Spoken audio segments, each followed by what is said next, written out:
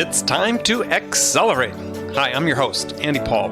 Join me as I host conversations with the leading experts in sales, marketing, sales automation, sales process, leadership, management, training, coaching, any resource that I believe to help you accelerate the growth of your sales, your business, and most importantly, you. Hello, and welcome to Accelerate. I'm excited to talk with my guest today. Joining me is a fellow Badger, Stephen Woessner, founder and CEO of Predictive ROI and host of the great Onward Nation podcast, of which I was honored to be a guest. Stephen, welcome to Accelerate. Well, thanks very much. Go Badgers. Go Badgers. Appreciate the invitation and looking forward to the conversation. Yeah, you're actually still a Badger. I'm a part of the diaspora, but you still live in Wisconsin. I do. Yep. So my wife and daughter and I, we live in La Crosse, Wisconsin, so about 2.5 hours northwest of Madison. But yep, we're still here. We've been here for about 22 years, and really love it. Probably the only place I could see myself moving to, like from Wisconsin, would be like Naples, Florida. Real climate upgrade there.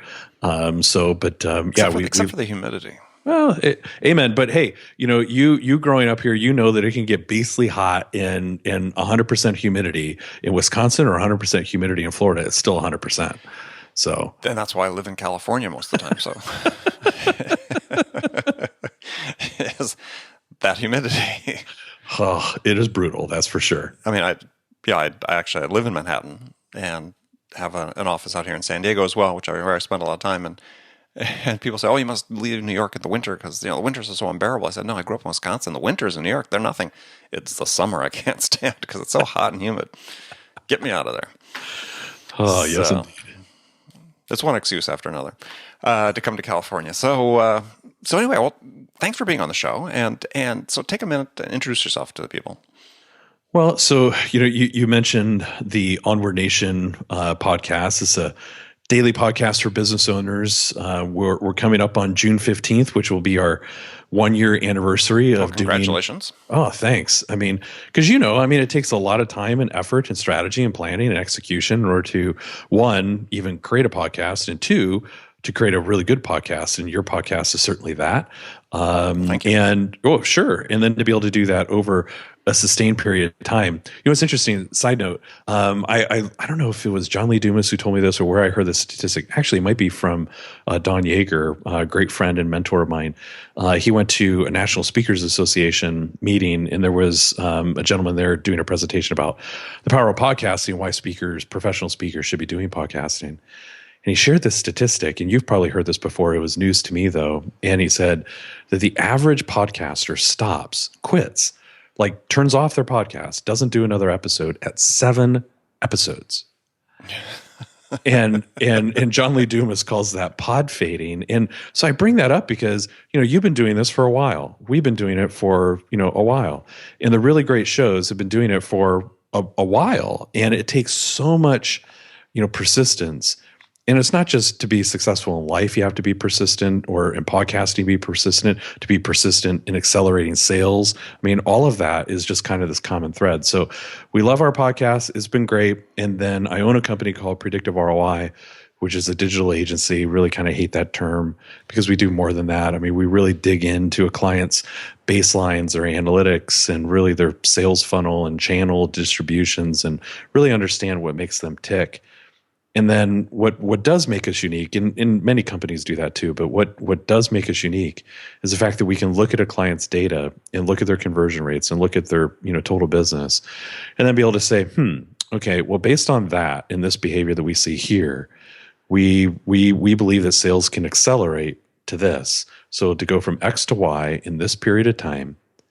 And then we're even so bold, Andy, that we will actually guarantee that result outcome, or our fee is free. So we'll write a check back for the amount that was paid. So I'm pretty sure that oddly enough, in a little town of La Crosse, Wisconsin, I'm pretty sure that we're the only company that does that. So anyway, that's a little bit about me. I've written a couple of books and blah, blah, blah. But, that's essentially it.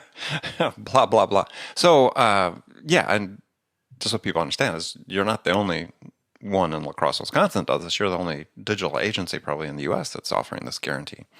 I mean, to our knowledge, Mm-hmm. that is indeed the case, and maybe there's somebody there that's doing it. We just haven't come across them yet, but as far as we know, we're the only ones. All right, well, let's unpack that a little bit. So, how often have you had to pay money back? We've done it once, Mm-hmm. and I've at the time our fee was $60,000 a year. It's higher now, but and what's interesting about that is, this client is still a friend today, and so there weren't any hard feelings or anything like that. But the reality is that the way our contract read is that we needed to get 100% of the way there, and if we didn't, we wrote 100% of the money back, and we still made it 82% of the way there. But I still wrote 100% of the money back, and so have had to do that. Don't ever want to have to do that again. But as you might imagine, very painful lesson. Learned a lot. Got better as a result. So, but yes, I have written the check back. So, what's the lesson for entrepreneurs, business owners that are sitting here listening to this and saying, okay, well, that takes a level of courage or foolhardiness that I don't have. But it's a level of commitment about your business and the service you're delivering, and you're all in when you do that. And is that really the issue for a lot of companies that, yeah, we stand behind our product, but we're not all in. I mean, we're not going to go to that degree. Yeah, it's interesting. This lesson I learned from one of the most influential mentors in my life and in businesses, and I talk about him a lot during our podcast. And he and I spent a lot of time together in person, and that's Darren Hardy, the former publisher of Success Magazine. And the very first time that I met him was in a private forum there were 23 CEOs, and I was one of them of fast growth companies. Mm-hmm. And he had us all kind of in like a U-shaped sort of table. He's in the center and he says, okay, show of hands here, who has a money back guarantee? And I'm like, ooh, awesome. I raised my hand, and I was like I think there may have been one other person. So there's like 2 out of 23. And he says, okay, put your hands down. And then he goes, okay, show of hands, raise your hand if a customer was not happy with your service and they said to you, Annie, I want my money back. Show of hands, how many people would do that? And then everybody's hand shot up. And he's okay, put your hands down. And then he looked at everybody and he said, what in the world is your excuse? Then why in the world would you not just declare, pound a stake in the dirt, put a flag in the ground, something that you would do that? If somebody is going to ask you to do it, if somebody does ask you and you would do it because you want to create happy customers, then why in the world wouldn't you just say that up front and take the risk off the table? And I was pretty stoked because, that was already part of our business model. And I felt pretty good about it. But I think there's some logic in that question, right? There's a lot of logic in that question. If you're going to do it anyway, yeah, why not make it a virtue? Mm-hmm. So, question would be, has everybody in that group now done that? Now, that is a great question. I know that some have because I've stayed in close touch with probably about 6 or 7 out of that group of 23. The others I can't really speak to, but I do know that it was a very impactful point in that afternoon when we were talking about it. Well, yeah, it's easy to give lip service to this, and it's hard to actually put it into action. But it seems like those companies that do, the payback's pretty astounding. It can be. Now, I certainly don't want to give the impression to your listeners, hey, be foolhardy, like you said, run out there, give a guarantee on a business model that maybe shouldn't be. Well, yeah, right. And I certainly don't want to give the impression like, hey, if I do put a guarantee on this because my business model supports it, if I do put a guarantee on that all of a sudden their customers are going to come to you in droves and it's going to be peaches and cream. It's going to be running through the meadow, riding, with unicorns, music in the background. Yes. Yeah, amen. So, really think carefully about that as a strategy, the consequences, the unintended consequences, the benefits, and really be clear about that. Well, what was it in your business model that gave you that confidence that you could do that? to that point? Well, I would love to say that it was like a well planned out strategy. And so I'm offering these words of caution because, I really made that mistake. And I was on the phone with a prospect and we'd built a reasonably, solid business at that point. I mean, we're just getting started. We've been doing this now for about 7 years and we were just getting started. And this is the first time that we had put like a $50,000 contract on the table. Mm-hmm. And because we've been consistently raising prices, and this was like the biggest deal that we had written at that point. And the business owner on the other end of the phone said, all of this sounds good, Stephen. You generating leads and all this sounds good. But would you be willing to guarantee it? We all have those moments in time when, we can like hear this voice, and it's like that Sesame Street thing where you see the words coming out of your mouth. Mm-hmm. And I hear somebody say, well, yeah, I'd be willing to guarantee that. And I'm thinking to myself, is that my voice? Is that me who's saying that? And I can see the words kind of like escaping me. And I'm like, oh my gosh, what in the world did I just say? And then the business owner on the other end said, great, then, we'll sign this and send it back to you. And that was the end of the phone call. And I hung up the call and I'm like, yes, $50,000 deal. And I'm like, oh my word, what did I just do? And now I have to tell my wife about this. And so I went home and I said, hey, Christine, got this $50,000 deal. It's super exciting. We're going to do this work. She's like, oh, that's great. Congratulations. And I'm like, yes, it's pretty awesome. And then there's this thing. And I guaranteed that. She's like, why on earth would you do that? And so, it has stuck, and it's been great for us. Obviously, we've had some pain points too, but it's helped us do something pretty unique. Yeah, well, I think one of the things sort of continue the thread of talk about this is that what do you ask in return from the customer? If you're going to do this type of guarantee, what are they going to commit to? Because it can't be unilateral. There has to be a bilateral agreement that if you've got something at stake, what are they committing to do to help you achieve that? Excellent points. And so again, good relationship with that first company. And where we wrote the check back. I shouldn't say the first company. They weren't the first company we worked with, the company that we wrote the check back. But through that, we went through a pretty deep dive after getting through the depression of writing the check back. And literally, there was a couple of days where I did not feel awesome.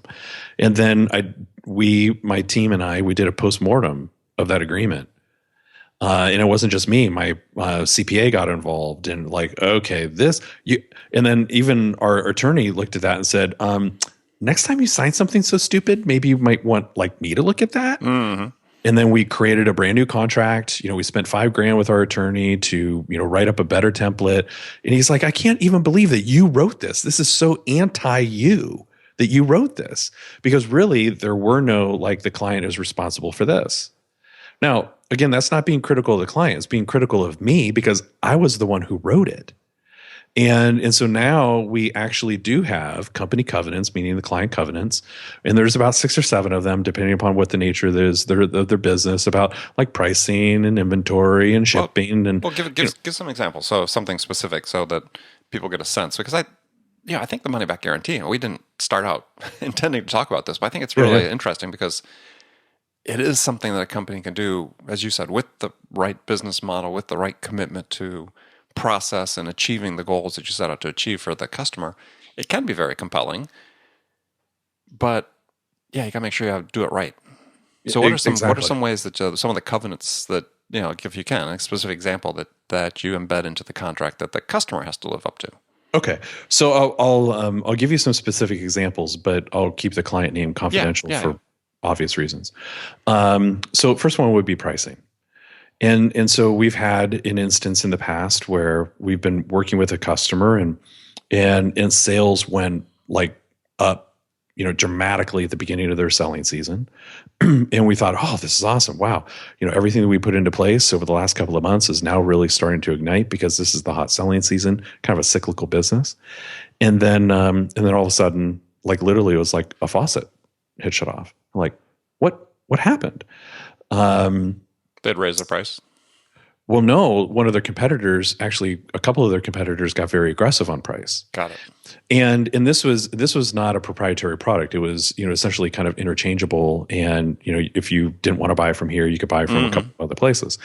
Anyway, and so, in a couple of instances, we found like some of their top selling SKUs were 42% more expensive on our client site versus someplace else. So all that business left. Or in a different instance, so pricing is one of the covenants to directly answer your question. And so it reads something like this, that client X or company X, excuse me, will keep competitive pricing. Provider, meaning me, will do periodic surveys of, pricing with competitors. If you're found to be, more expensive, you'll adjust the pricing. Otherwise, that's a breach. All bets are off, right? Yeah. Right. Okay. And then second example, but there's certainly others, is inventory. You got to have the stuff. Right? Got to be able to ship it, right? Right. And so we found an instance where all the traffic was coming. Traffic was continuing to go up. Traffic was flowing through the site. And the traffic was actually making database calls, looking for particular, products and so forth, right? Looking for the products and wanting to add them to their cart and, presumably to buy. And during that period of time, like in a 2-week period of time, we found millions of dollars in products that were being searched for and looked for, but we didn't have them in stock. And so instead of a customer being able to add that to their cart, they received sorry, we're out of stock, please call customer service. Now, that in of itself doesn't necessarily mean that's bad if when you call customer service, you can get some sort of resolution. But in this particular instance, they were 2 weeks out of stock plus time for shipping, and these were like immediate needs, right? And so that there is hundreds of thousands, if not millions of dollars in lost revenue because inventory isn't where it should be. Right. And so in those couple of instances, those are a couple of the sort of typical 6, covenants that are in there. And in order to make sure that, like you said, there's bilateral. Right. I like it. Well, it's good examples for people listening. Can be a great strategy if you have the right process and the right contractual agreement that, there's no free lunch for anybody. And customers are going to guarantees. And I get asked in my business, somebody says, you willing to guarantee results? And we have that conversation about what they're willing to guarantee. And that's usually where it falls apart. Because in most cases, people aren't willing to make the commitments that they need to. They just want the guarantee. Right. And, and it's what I always have a hard time with. I've been married now, 23 years, and I have a hard time when a client or a customer, for a couple of reasons, will say, well, let's think about how, we're going to get divorced before we get married. I'm like, Now I know the intention of the statement is a good one from the standpoint, okay, if we're going to go down this path and things don't go well, how do we decouple so that, nobody gets hurt and so forth? And I get that. But also there's part of it too, where I don't like the mentality that with some people, it can be very sincere, honest, and there's no like ulterior motive. But I also don't like sort of the mentality that can at sometimes fuel that, which is really playing to lose, or excuse me, not playing to win, but really trying to play not to lose, which then you actually do then lose, right? Oh yeah. I mean, that's a sports cliche. We could drag up lots of examples of that you see all the time, like football, for instance. And we were talking about the Badgers. Not that they do that, but you see that in games where teams get a big lead, or they've got a somewhat sizable lead heading into the final few minutes, and they start playing prevent defense, and the other team fills up the field in front of the prevent defense and marches up and scores.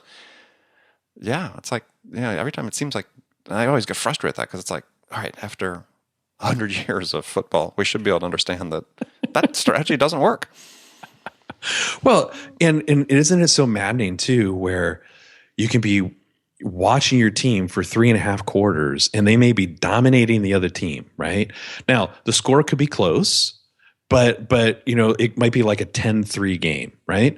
And your team has a 7-point advantage going into the final 2 minutes or 3 minutes. But the other team has not been able to move the ball all game. And then, like you said, all of a sudden we play prevent defense in order to let them down to our 30-yard line, and they got 90 seconds left. It's like, why on earth would you do that? You've been playing great defense all game long, and now you're playing not to lose. And then you end up, they score a touchdown by some sort of fluke, and then, whatever. You go to overtime, and then you lose. It makes no sense. Yeah. And you see it in virtually every sport. And yeah, that lesson is true in life as well as in business and in sports. If you're playing just to protect what you have, that oftentimes turns into a losing strategy. Amen. All right, we're going to take a short break, come back with my guest, Stephen Woessner, and we're going to keep on talking about how to make money in your business. Be right back. Hi, this is Andy. Connect and Sell is used by sales reps at nearly 1,000 companies, including hundreds of technology startups and several Fortune 500 companies, to overcome the challenges of getting prospects on the phone. Companies using Connect and Sell grow their revenues faster by enabling their sales reps to have more sales conversations in 90 minutes than they could otherwise achieve in an entire week. Connect and Sell can be deployed directly to your sales reps, or you can take advantage of their outbound on-demand service, which delivers qualified prospect meetings scheduled directly on your sales reps' calendars. Visit connectandsell.com to learn more about how Connect and Sell can start filling your pipeline today. Welcome back to Accelerate with my guest, Stephen Woessner. And we were just talking about how his company offers a money-back guarantee on their services and how you might be able to do the same in your business. Great advice there.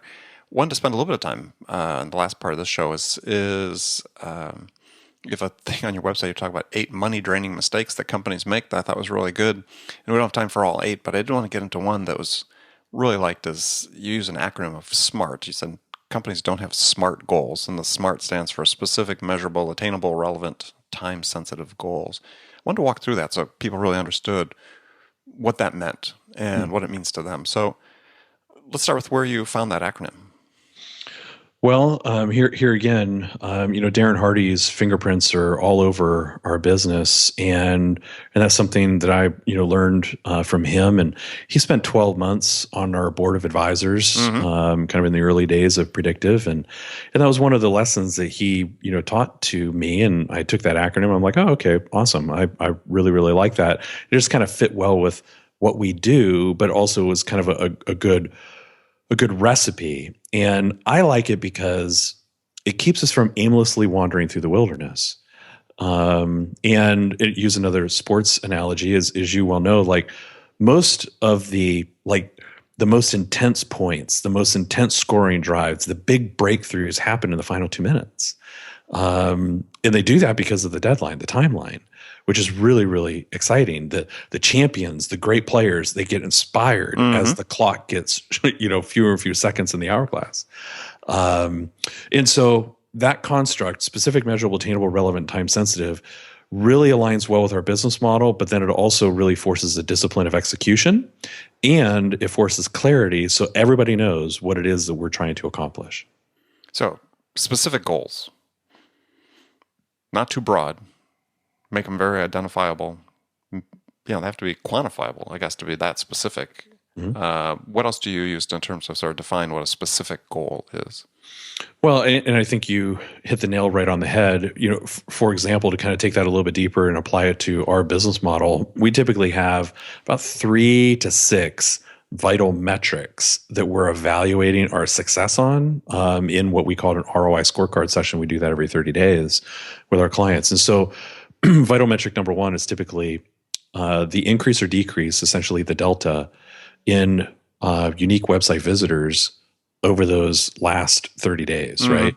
So is traffic continuing to still go up during that specific period of time? And if yes, what was that specific number? And if no, by how much did it decrease and why? So again, it's specific, it's measurable, but there's also an attainable piece to that too, as far as a goal. So we take the baseline and we project that out over 12 months and say, okay, based on past performance, we should see site traffic go from X to Y. Is that reasonable based on the things that we can do to affect traffic? If yes, great. So then that makes it attainable. Is it measurable? Yes. We get the source, Google Analytics, perfect. Is it relevant? Yes, because if we move traffic from X to Y and we can hold conversion rate at X, then based on average conversion value, it's going to equal this then for revenue. And then is it time sensitive? Yes, we're going to do that within 365 days. And so that's from a traffic perspective. And then that filters all the way down through bounce rate, through conversion rate, through average order, through sometimes even long-term value of the customer, then ultimately total revenue. So, but we can keep it all within that smart construct. Yeah, and I think for this audience, we look at primarily sales, entrepreneurial audience, is we look at those in a sales context. I mean, you have specific goals. I mean, you're trying to achieve X within a certain period of time. And as you said, you're very specific about it. It has to be measurable. And we're not really talking about measuring outcomes as much as talking about measuring process, right? What are the underlying activities that need to take place within a specific period of time in order to achieve the outcomes you want? It has to be attainable, and this is oftentimes the failure I see with companies with sales is, they get into dreamland about what their growth should be, and it's not based on relevant past experience. And it's like, yeah, we're going to grow 10% this year or 15% this year, but we're in an industry that's only growing 5% a year, and we've only been growing 5%. So how are we going to be different? And the time sensitivity is all important when you're setting a sales goal, because you have to say, okay, we got to get this done within a certain period of time. And actually, the shorter increments of time you can use, the better, because then you avoid some of these hockey stick effects with sales and so on happening end of quarter and end of year.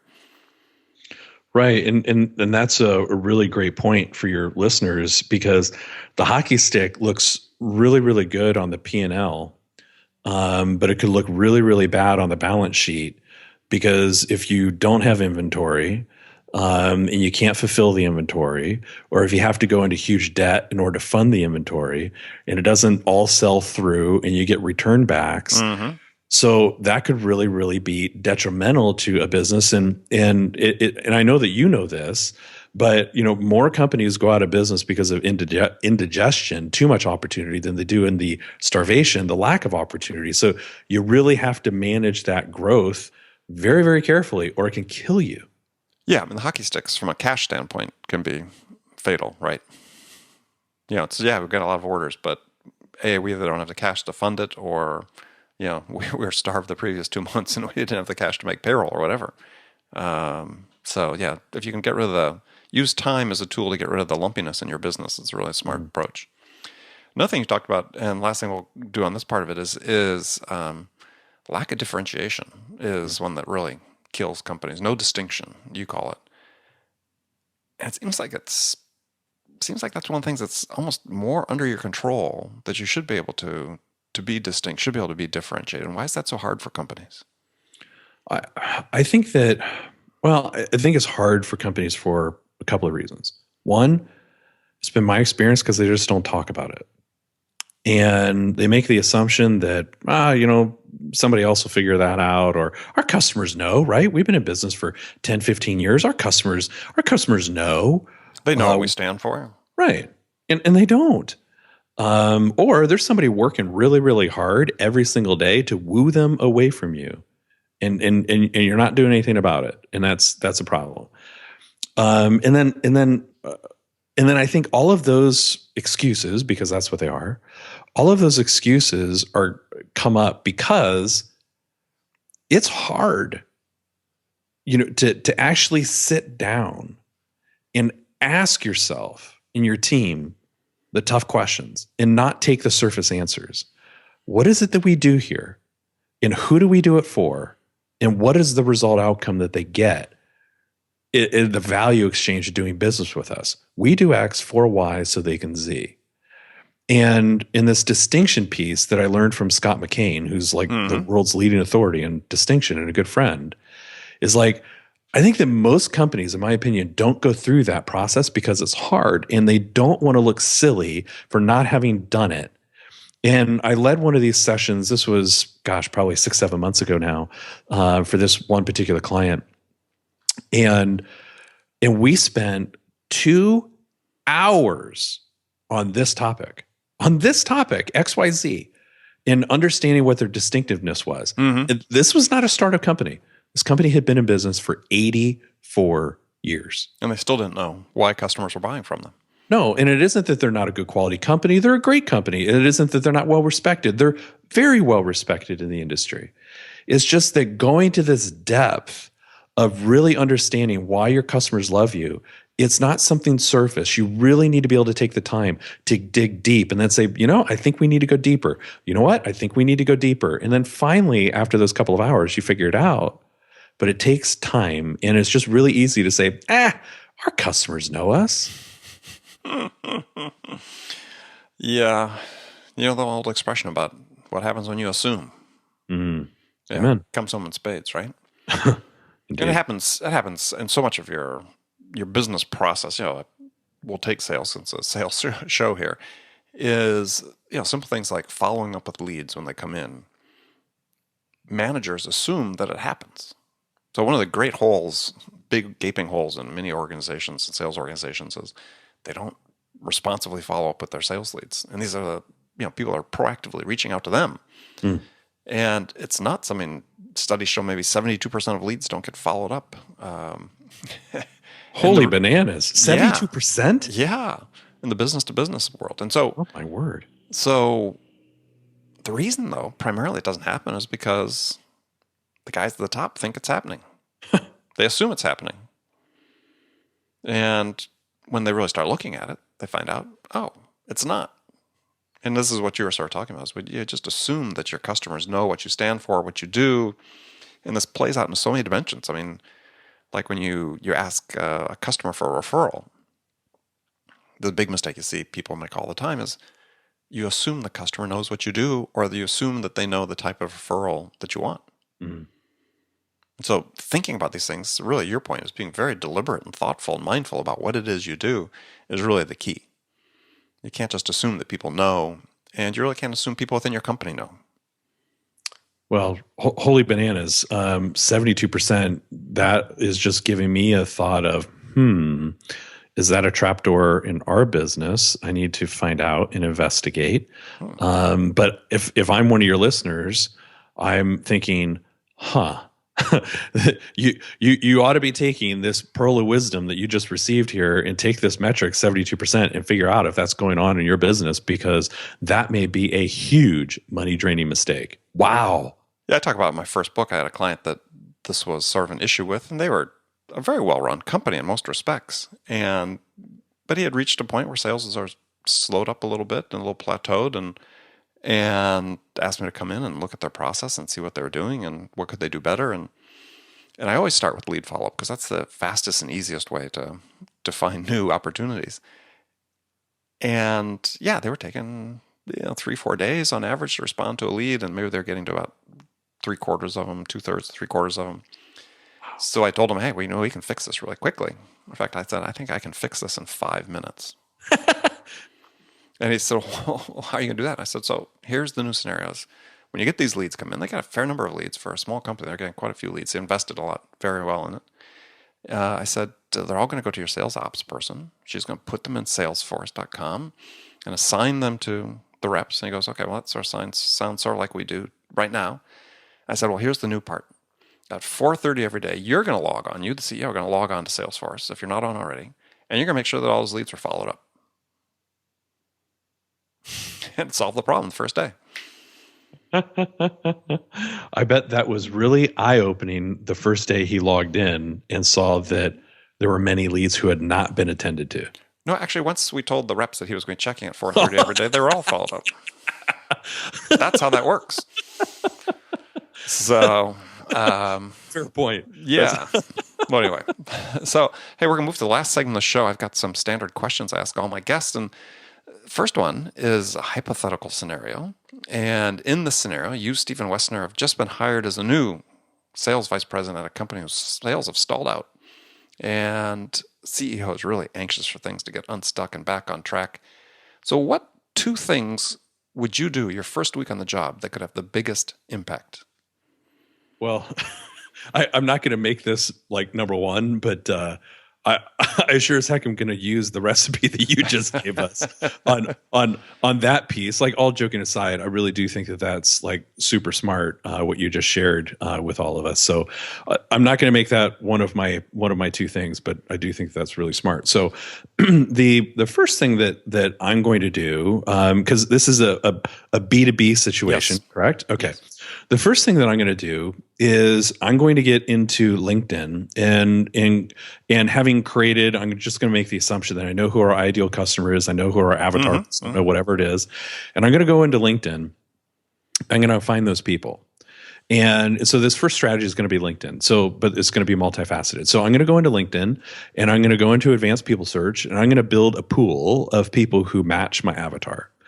And then I'm going to go to the president of our company, presumably an owner of the business, and I'm going to look at that person's, he or she's profile, because it probably stinks.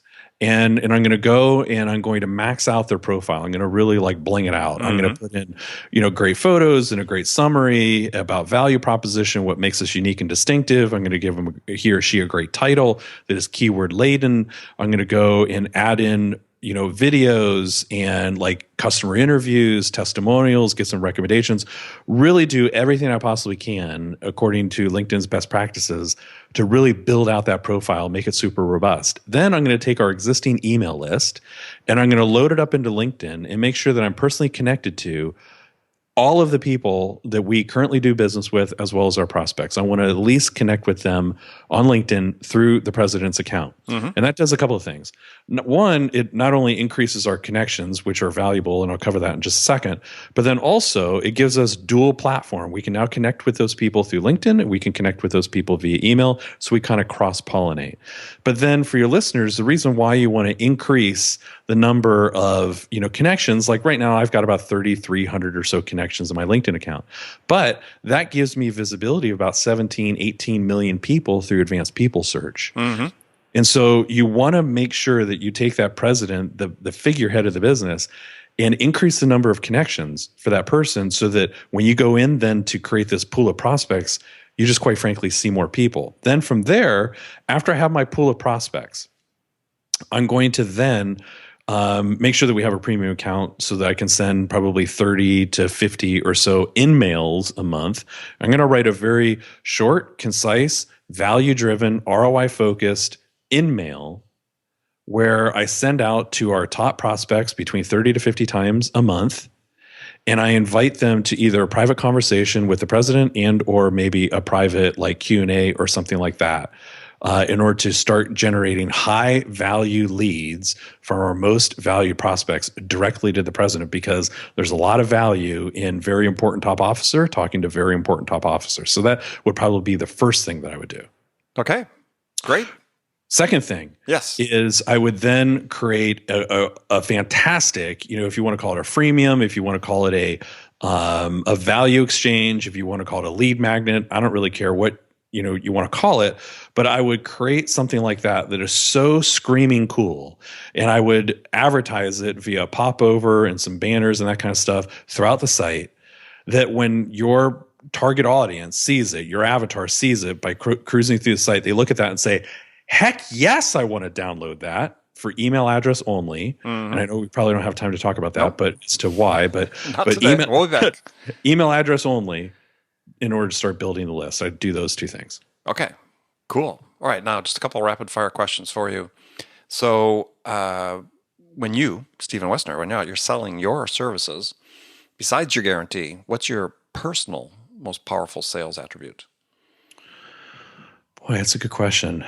I've had some people say to me that it's just my sincerity, that it's just my, caring, giving nature. And that I guess with that, in fact, this just happened yesterday, that I'm pretty transparent. It's like what you see is what you get. And so I think that helps, make the sales presentation, that is very data driven and so forth, just make it more personal. Good. So I think I know the answers. Your business role model is? Boy, my grandfather, Peter Marinitis. Okay. What do you do? Quickly.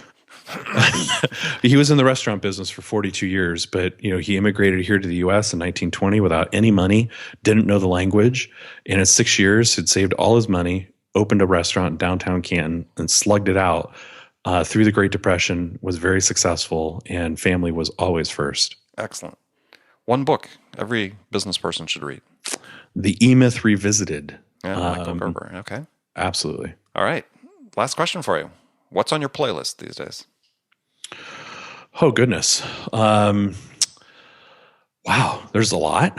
But the first one that comes to mind, or I guess couple that comes to mind in my Audible list are The Richest Man in Babylon and Scaling Up Then by Vern Harnish. The E-Myth Revisited again is in there, and then I'm forgetting about 4 or 5 other ones, but that's a good start. Yeah, fascinating how you went to books instead of music. Usually most people answer music. All right. Yeah, kind of lame. Nah, it's great. So anyway, I want to thank you for being on the show. So my guest today is Stephen Woessner. Stephen, how can people find out more about you? My direct email address is Stephen with a PH, so STEPHEN at Predictive ROI. You can find us, or .com. You can find us at predictiveroi.com or onwardnation.com. Perfect. And remember, friends, make it a part of your day every day to deliberately learn something new to help you accelerate your success. Easy way to do that is to make this podcast Accelerate a part of your daily routine, listening on your commute, in the gym, or as part of your morning sales meeting. That way you won't miss any of my conversations with top business experts like my guest today, Stephen Woessner, who shared his expertise about how to accelerate the growth of your business. So thanks for joining me. Until next time, this is Andy Paul. Good selling, everyone. Thanks for listening to the show.